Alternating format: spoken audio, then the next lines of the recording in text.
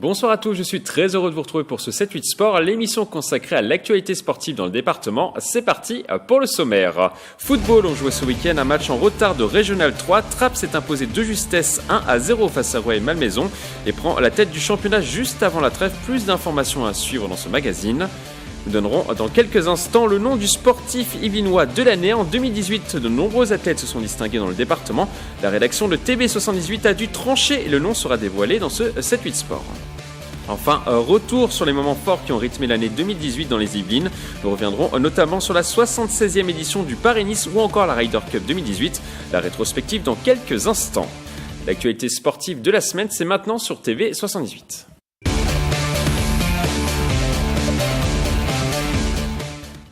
On commence tout de suite par du football et le championnat de Régional 3. Trappes a réussi la belle opération du week-end. Les Trappistes se sont imposés en match en retard face à Rueil-Malmaison sur le score de 1-0. Le résumé du match, des images de Manon Varaldo, un montage de Jules Grenneville.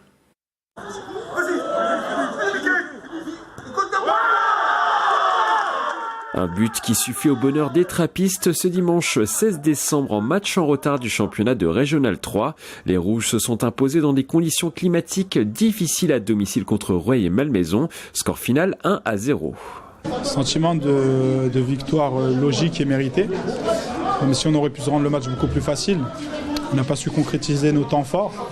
Après, on a eu une équipe de Rueil qui nous a pas mal embêtés. On a su faire le dos rond. On n'a pas su profiter des espaces qui nous offraient par rapport au rapport de force. Mais la finalité, c'est qu'on a su être solide, de ne pas prendre de but et qu'on termine meilleure défense du championnat. Avec cette victoire, les Trappistes restent invaincus et reprennent la première place de la poule C de Régional 3 avec un petit point d'avance sur Boulogne-Billancourt. Le podium, l'objectif fixé en début de saison, semble de plus en plus accessible. L'objectif, il est toujours le même. On est des compétiteurs et même si normal que le président il soit tranquille, il modère, il tempère les joueurs, nous on n'a qu'un objectif, c'est de gagner tous les week-ends et de rendre à la fois le staff, tous les gens autour, les supporters qui viennent nombreux, fiers de nous. Et voilà, c'est la première place, elle est aussi pour eux. En 2019, les Trappistes tenteront de garder cette dynamique après la trêve hivernale pour conserver la première place. Les joueurs d'Hicham Zerdi se rendront sur le terrain des Mureaux le dimanche 20 janvier. Leur résolution, prolonger leur série d'invincibilité qui affiche actuellement 10 matchs sans défaite. On continue par du rugby. Montigny-le-Bretonneux s'est imposé ce week-end sur son terrain contre Noisy-le-Grand dans un match à rebondissement. Le score 27-16. Une victoire qui leur permet de passer devant leur adversaire du jour et de grimper à la 3e place avec 6 victoires et 2 défaites depuis le début de la saison. Toujours en rugby, dans la poule 1, Versailles n'en finit plus de gagner. Les Versaillais sont toujours invaincus. Leur victime du jour, le SCUF. Les joueurs de la Cité Royale ont balayé cette équipe sur le score de 40-3. Avec cette victoire, les Bleus conservent la première place avec 42 points, 8 de plus que leur dauphin Montesson. Leur bilan est parfait avant la trêve, 9 victoires en 9 matchs disputés. On continue à parler du championnat honneur, mais cette fois-ci de la poule 2. Le Sky Rugby a sorti un gros match ce week-end en s'imposant à domicile contre Ministère Finance sur le score de 34-11. De son côté, Chevreuse s'impose 11-7 à l'extérieur face à Vitry. Au classement, les Saint-Quentinois conservent la 6e place du championnat avec 20 points et Chevreuse est 2e avec 32 points en 9 journées. Toujours en rugby, dans le championnat de Fédéral 2, Plaisir a vécu un moment difficile ce dimanche. Les Plaisirois se sont inclinés 36-0 à l'extérieur sur le terrain du Marquois Rugby, le leader du classement. Une défaite qui fait redescendre les Yvelinois à la 10e place sur 12 équipes engagées, mais l'équipe n'est pas relégable. Un mot de tir à l'arc à présent. Le club de Guyancourt a organisé ce week-end son traditionnel concours annuel au gymnase Maurice Baquet. Un rendez-vous sélectif pour les championnats de France. Au total, plus de 300 archers venus principalement d'Île-de-France se sont rendus sur cet événement. On écoute le président du club des archers de Guyancourt au micro de notre journaliste Nicolas Dangry. Des compétitions avec 26 cibles et puis des finales, il n'y en a pas beaucoup. Et en termes de calendrier, juste avant les fêtes, on finit entre guillemets la phase de préparation pour les bons athlètes qui, eux, vont pouvoir s'aligner derrière sur les championnats départementaux, régionaux ou alors le championnat de France qui a lieu deuxième quinzaine de février. Il est l'heure maintenant de désigner les sportifs yvinois de l'année 2018. Il n'a pas été simple de faire ressortir un nom dans une équipe ou une équipe dans cette riche année en succès sportif dans les Yvelines, mais il a fallu trancher. La rédaction de TV78 a désigné l'équipe de baseball des Cougars de Montigny-le-Bretonneux comme sportif yvinois de l'année 2018 pour leur finale de première division. Nous avons la chance de les recevoir sur ce plateau. Autour de cette table, je les nomme Rodolphe Lemeur, le coach, le nouveau président Franck Le Carpentier et les joueurs Gabriel Docarmo et Jonathan Motet. Bonsoir. Bonsoir. Je vous remets la coupe, Rodolphe. Merci. À vous, au président. Bah, allez, je vais la prendre dans un premier temps. Merci beaucoup, Mickaël. C'est vrai que... Merci. Tous les ans, on remet du coup ce titre et cette année, c'est vous. Très honoré. Je vais la votre sentiment tout de suite à notre président quand même. Hein votre sentiment. Très honoré de ce choix. C'est vrai qu'on a fait une saison plutôt excellente. C'est vrai qu'on a des très bons résultats, une arrivée en finale. C'est pas c'est une surprise, si, c'est toujours une surprise d'arriver au plus haut niveau et puis d'arriver à une finale, mais c'est vrai qu'on s'était donné les moyens et on est très fiers du parcours qu'on a fait cette saison. Président, un mot ? Non, cette distinction. J'ai été aux côtés de Rodolphe pendant toute la saison puisque j'ai contribué au recrutement et puis j'ai été son coach adjoint. Je suis devenu président entre-temps. Je suis très content. Vous êtes tout juste président. Voilà, depuis vous remplacez Annie Couton. Tout à fait. Alors, on va revenir sur votre année. Vous avez perdu en finale contre Rouen, l'une des meilleures équipes du championnat, 3-0. Vous avez pu analyser à froid, Jonathan, cette rencontre, cette défaite ? Après, on va dire que ça reste sur les mêmes avis qu'on avait dit auparavant. On savait que c'était une belle finale, on savait que c'était mérité de leur côté. On leur a fait peur quand même, j'imagine. Et non, toujours forcément le goût amer, mais on verra l'année prochaine. Gabriel ? Ouais, pareil. On savait que ça allait être difficile. Mais le baseball, c'est comme ça. Il faut qu'un perde. C'était nous cette fois. Mais l'année prochaine, essayer de faire mieux. La déception est passée, ça y est ? Ouais. Avec le temps, on accepte et on essaie de travailler plus fort pour l'année prochaine. C'est vrai qu'on est vraiment pas passé loin. On les a accrochés, c'est ça. Même eux l'ont dit, c'était une des plus belles finales qu'ils aient fait depuis plusieurs années. Donc ça nous donne beaucoup d'espoir. Et puis à nous de faire en sorte que justement là, on reparte sur les mêmes bases pour l'année 2019 et puis qu'on puisse aller aussi haut. Justement, avec le recul, vous pensez que vous auriez pu remporter cette finale ? On l'a vu, c'était très serré. On rêve toujours, oui. Est-ce qu'il y a des petits regrets peut-être sur certaines séquences ? On va dire sur un match où il y a peut-être... Alors gagner, peut-être, je sais pas. Mais en tout cas, les accrocher beaucoup plus, oui. Je pense qu'on a raté le coche sur le deuxième match. On a eu des situations vraiment où on pouvait conclure et prendre le dessus. Et on n'a pas été pertinent sur les actions. Mais voilà, leur expérience aussi est là. Et c'est vrai que quand on affronte des équipes comme ça... comme on dit souvent, c'est des fois on gagne et des fois on apprend. Là, on a beaucoup appris et on va être encore plus fort sur 2019. Jonathan, cette saison a été historique. Est-ce que vous avez le sentiment d'avoir réalisé quelque chose de grand ? Bien sûr, aux yeux du club, une deuxième saison. C'est la première fois que vous étiez en finale. Déjà, et en 2 saisons en première division. Bien sûr, il y a quelques années de ça, on l'était, mais ouais. C'est sûr. Président ? Non, une grande chose, oui. Première Coupe d'Europe, première qualification en Coupe d'Europe pour la première finale. Tout ça en 30 ans. Ça n'avait jamais été fait auparavant. Donc maintenant, on va aller se mesurer, pas forcément au plus haut puisqu'on est en Coupe d'Europe B, mais quasiment au plus haut. Qu'est-ce qui a fait la force de ce groupe, vraiment, Gabriel ? Je crois que c'est la union du groupe, en fait, parce que c'est vraiment une famille. Et du coup, je crois que ça joue beaucoup au terrain parce que baseball, tu joues pas tout seul, tu gagnes pas tout seul. C'est toujours en équipe. Du coup, je crois que ça a joué pour nous. Rodolphe, est-ce que ça peut entraîner un nouvel élan au sein du club ? Ça peut pousser peut-être les jeunes à vouloir venir en équipe une avec vous, à être coachés par vous ? Est-ce que vous pensez que ça peut créer une émulation dans le club ? Oui, c'est vrai qu'on pour créer une espèce de dynastie, on peut le dire, au sein des Cougars. C'est sur quoi on doit travailler. C'est vrai que là, depuis quelques années, on n'a pas laissé de côté, mais on a eu une pénurie de jeunes et c'est vrai que c'est ce qu'on va travailler pour les années à venir. C'est justement faire en plus le fait que l'équipe 2, donc l'équipe qui dit réserve est montée d'un cran, va nous permettre aussi de pouvoir faire ce foyer, faire ce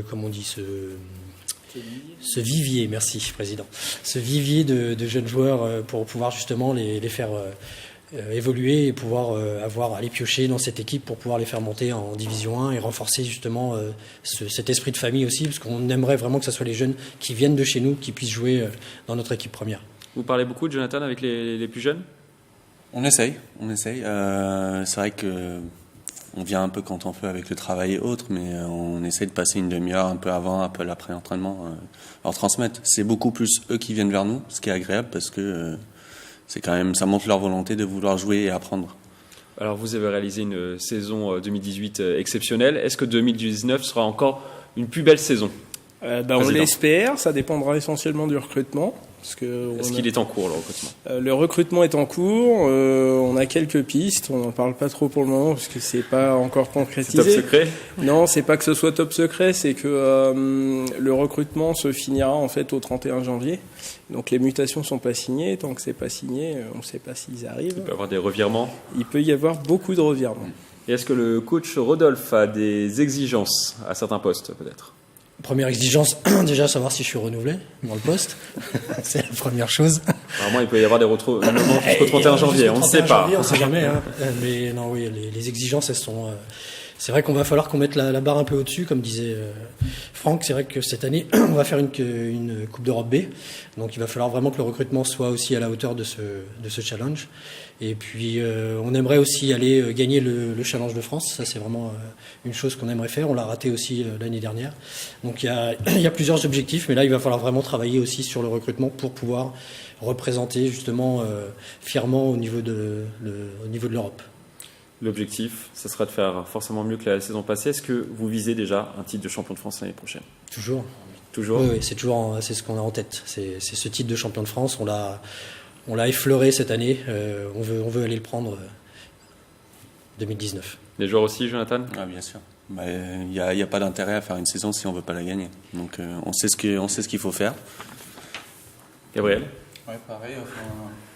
On a raté de peu la dernière saison. Cette année, on va la gagner. Président, en tout cas, ils ont l'air motivés. Oui, tout à fait. Et puis, en dehors de ça, on a les jeunes qui nous ont rendu justice, puisque les 9U ont mis 30-8 à Rouen. Donc on a les jeunes générations qui arrivent. C'est une petite revanche, effectivement. Merci à vous d'être passé sur ce plateau. Encore félicitations pour votre titre d'Yvelinois de l'année. On a hâte de vous retrouver la saison prochaine pour de nouvelles aventures. Et avec plein de victoires, bien sûr. Merci. Je vous propose maintenant de revenir sur les plus grands moments de sport qui ont rythmé l'année 2018 dans les Yvelines. Un montage signé Sandrine Fonteil.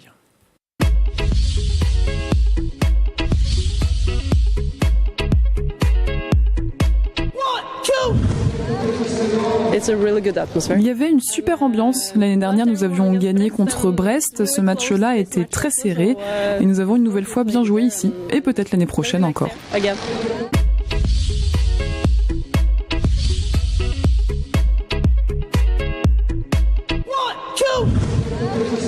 On insiste bien sur le terme de bras de fer sportif. Pas du bras de fer de comptoir. Il faut que vos poignets soient bien droits, que votre kento soit en fait, que vous ayez l'épaule bien en face, que vous soyez dans l'axe médian de la table.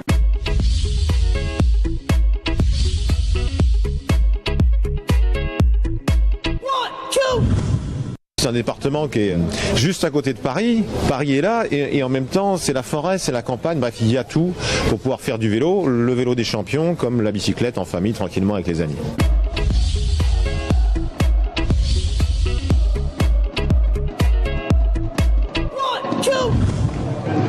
C'était très positif, tous les buts étaient atteints, c'est mobiliser les sociétés, les partenaires, les collaborateurs aussi, faire l'intégration.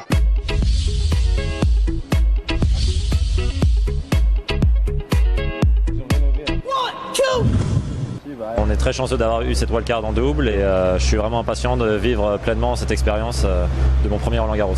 C'est génial, c'est top.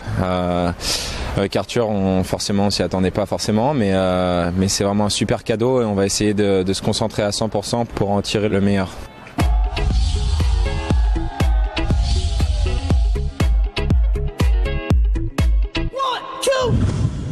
Victoire un peu logique et pas de surprise pour moi.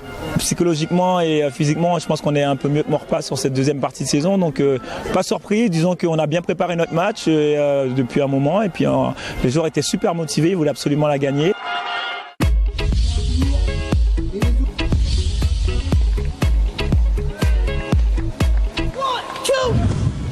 C'est une tradition, c'est l'histoire de Saint-Quentin-en-Yvelines, l'histoire de cette colline.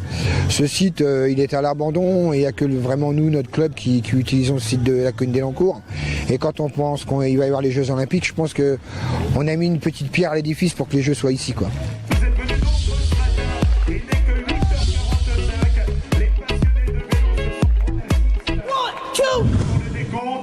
Toujours motivé, à quelques jours du départ du Tour de France, voilà, d'être au départ du championnat de France, c'est toujours une course spéciale, donc je suis content d'être ici, quoi.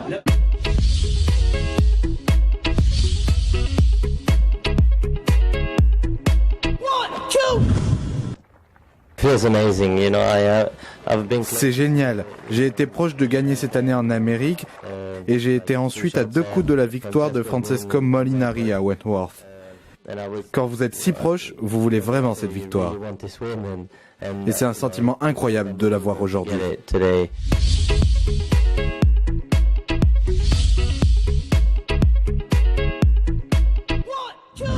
La recherche du Paris Saint-Germain aujourd'hui, c'est de recréer un lien avec l'ensemble de ces activités sportives. Aujourd'hui, nous sommes étalés sur le territoire parce qu'il y a une histoire qui s'inscrit de cette manière-là. Donc aujourd'hui, c'est la première fois que toutes les activités sportives du Paris Saint-Germain vont pouvoir s'implanter sur un même lieu.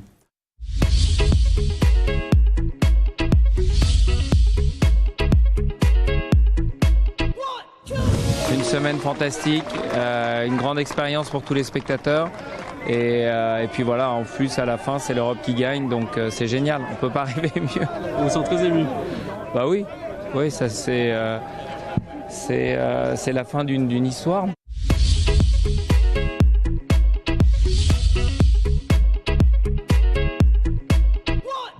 C'est vrai qu'on s'attend toujours à une finale, on aime la gagner. Quand on joue, c'est vrai ce qu'on dit souvent, une finale ça se gagne. Là, on a vraiment fait notre maximum, on a été le plus haut possible et plutôt que malheureux, on est vraiment heureux de ce résultat, en tout cas sur la saison.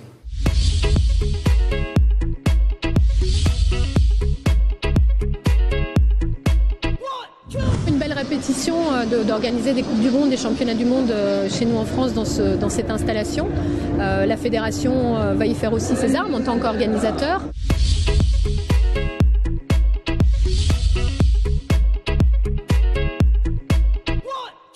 Même âgé, on peut faire encore quelque chose.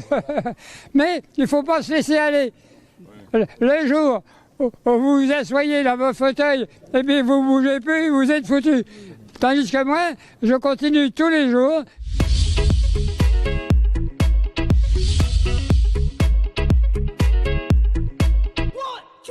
Au début, je croyais que c'était un rêve, j'y pensais pas. Après, quand on était sur le podium et qu'il y a eu la Marseillaise, ça commençait à se réaliser petit à petit. Au début, c'était magique pour moi.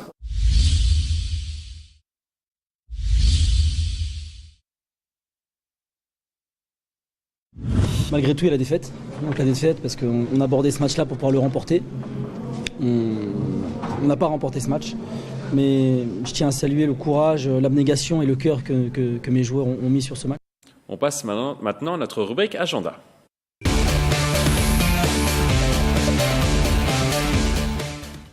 On commence cet agenda par de la course à pied. Un jeune Morpasien s'est lancé un pari fou, relier les stades de football anglais en courant en seulement 3 jours. Il tentera de réaliser son défi en 2019. Pour nous parler de ce projet, nous recevons sur ce plateau Steve Sadagnac, ancien joueur et capitaine de l'AS Sportpa Football. Sur ce plateau, bonsoir. Bonsoir. Alors pourquoi vouloir réaliser ce défi ? Déjà parce qu'on court, alors je dis on puisqu'on est deux. Vous êtes effectivement, voilà, avec votre projet. Compère Alexandre Jeanne, c'est ça, originaire de Tours. Jeanne, tout à fait, donc qui n'a pas pu être là ce soir. On court pour plusieurs choses, déjà par plaisir personnel, parce qu'on tous les deux on a les mêmes passions, donc à savoir le running et ce qu'on appelle en Angleterre le grand hopping. C'est la passion des stades, voilà, tout simplement. Et puis parce qu'on va courir également pour une association. Voilà.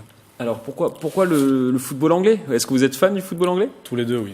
Tous les deux. Et plus particulièrement des matchs de division inférieure. Et pourquoi spécialement Londres et pas Manchester ou Liverpool ? Pour des questions de logistique, déjà. Aussi parce que Londres a un bassin de clubs important. Vous avez aussi Manchester et Birmingham, mais mon ami précisément est très fan de Londres, de la ville. Et comment ça s'est passé alors du coup ? Pour le projet ? Pour le projet. Un pari qu'on s'est lancé tous les deux. Donc on a parlé de courir en Angleterre. Ensuite on est parti sur cette idée-là, donc éventuellement relier des stades. Et puis ensuite Londres. Et ça fait combien de temps du coup vous travaillez sur ce projet? De mémoire, mi-septembre à peu près. Mi-septembre. Ouais. Et du coup, c'est lui qui vous a motivé ou c'est vous? C'est commun. C'est commun. Moi plutôt sur la partie course. Lui voulait Londres. Voilà, donc on est parti sur de la course sur les stades londoniens. Alors quels sont les stades du coup visités? Il y en a 11 précisément. Pendant ce périple. Si je devais les donner de tête, alors vous avez Millwall, donc je vous donne les noms des clubs. Millwall, Charlton, on a West Ham, Arsenal, Tottenham, Queen's Park Rangers, on a ensuite Chelsea, Fulham, Brentford, AFC Wimbledon et le dernier de tête, Crystal Palace. D'accord. Et des gros clubs du coup? Des clubs professionnels en tout cas. C'est que des clubs pro, entre la première et la 4e division. Est-ce que vous êtes fan d'un club en particulier, vous? Non, pas vraiment. Pas vraiment, c'est plus l'idée du projet qui vous a séduit? C'est l'idée du projet et comme je l'ai dit en amont, on est fan de stade anglais. Donc voilà, on supporte pas de club particulièrement en Angleterre. Après en France, on a des préférences. Lui est tourangeau, donc il supporte Tours. Moi, je suis plus pour Marseille. Alors vous allez courir autour des stades ou vous allez rentrer dedans? On est en train d'essayer de faire des démarches auprès des clubs pour essayer d'éventuellement rentrer dedans. C'est très difficile. Parce que vous avez des clubs qui sont un peu des multinationales, qui ont des millions, voire des dizaines, des centaines de millions de fans, comme des clubs comme Chelsea, Arsenal, etc. Donc c'est dur à toucher. On a quand même quelques réponses de principe, d'Arsenal notamment, qui nous laissera normalement rentrer dans le stade. C'est à revoir l'année prochaine. Entrer, c'est-à-dire vous voulez faire un tour de pelouse et ressortir? Oui, voilà, juste rentrer. C'est ça, rentrer, faire des photos éventuellement. Après, si on peut faire des événements de quelques minutes avec les clubs éventuellement. Et vous avez eu des retours des clubs un petit peu moins huppés? Oui, les clubs de Brentford en 2e division et d'AFC Wimbledon en 3e division qui vont déjà communiquer. J'attends leur retour pour les deux et puis faire d'éventuelles autres choses. Alors vous allez réaliser au total 110 km, si je ne me trompe pas. C'est ça. En passant du coup par les stades du coup Tottenham, d'Arsenal, de Chelsea. Il faut quand même s'entraîner quand même pour réaliser 110 km ou vous allez y aller en touriste, si je peux dire? Non, pas vraiment. L'entraînement va se faire durant l'année puisqu'on court tous les deux régulièrement, on fait pas mal de courses. Donc normalement, on devrait arriver à peu près en forme sur cette période-là. Donc on sera entraîné normalement. Alors vous voulez le faire quand, ce projet? Au mois d'août. Au mois d'août? Pourquoi le mois d'août? Pour des questions techniques par rapport à son travail. Le fait que ce soit le début du championnat aussi, ça peut être assez arrangeant. Et puis au mois d'août, c'est un petit peu plus agréable qu'au mois de janvier, surtout à Londres. Ouais. Alors vous allez courir également pour l'association Courir pour Marie. Est-ce que vous pouvez nous en dire un petit peu plus? Bien sûr, c'est une association qui permet à des jeunes enfants handicapés et polyhandicapés de participer à des événements de running via des fauteuils adaptés, ce qu'on appelle aussi des joëlettes, des petits appareils qu'on pousse. Alors, forcément, ce projet-là, vous avez voulu le lier avec une association? Oui, tout à fait. Ça part de l'idée de mon ami qui connaissait l'association en amont et qui voulait courir pour eux. Autre point également important, vous êtes également soutenu par des joueurs professionnels et notamment Brian Bergogneau qui a notamment joué à Toulouse et à Lyon. Pourquoi il vous soutient?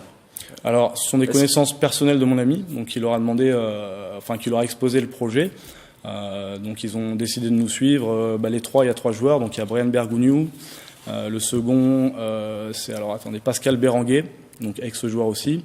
Et puis le troisième, c'est un joueur en activité qui joue en Angleterre en 3e division, qui s'appelle Romain Vincelot. Donc les 3 nous soutiennent et normalement devraient nous donner des maillots qu'on va éventuellement donner par rapport à un projet participatif qu'on va lancer. Une dernière question très rapidement, est-ce que vous allez vous autofinancer ou est-ce que vous avez besoin d'argent pour partir? C'est justement ça, donc on a besoin on recherche des sponsors actuellement pour financer notre projet. Si on ne trouve pas, on lancera un projet du coup participatif au mois, je pense, d'avril pour nous aider à le financer. Merci à vous d'être venu sur ce plateau. N'hésitez pas à nous envoyer des vidéos si vous partez du coup pour votre périple. On n'hésitera pas à les diffuser dans cette émission. Merci beaucoup. On continue cet agenda par de la boxe. Le boxeur de la team Farouja, Marvin Petit, va tenter de remporter un titre européen dans la catégorie des poids légers. Le 16 février prochain, l'élan courtois qui n'a perdu qu'une seule fois dans sa carrière va tenter de mettre KO le boxeur belge Francesco Patera chez lui en Belgique. Le match s'annonce évidemment très accroché et sous tension. Nous avons joint par téléphone Marvin Petit.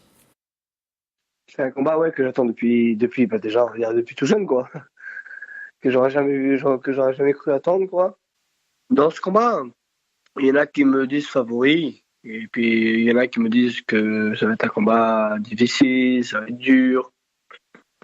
Après, moi, je sais que ça va être un combat qui va être physique.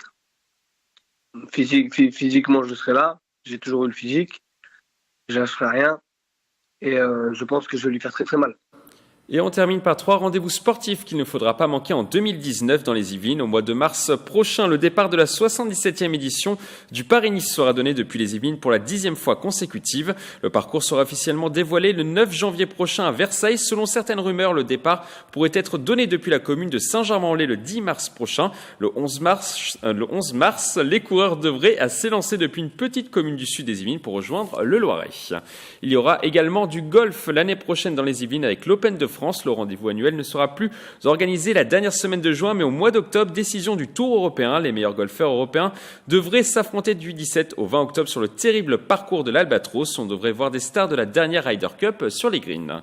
Et on termine par de la gymnastique. Les championnats de France de National A seront organisés au Vélodrome national de Saint-Quentin en Yvelines les 24, 25 et 26 mai prochains. Cela fait plus de 20 ans que la compétition n'avait pas été programmée en Île-de-France. Sur l'aire centrale, on attend les meilleurs gymnastes de France et dans les tribunes près de 5000 personnes. Rendez-vous en mai prochain. C'est la fin de cette émission. Très belle fête de fin d'année sur TV 78.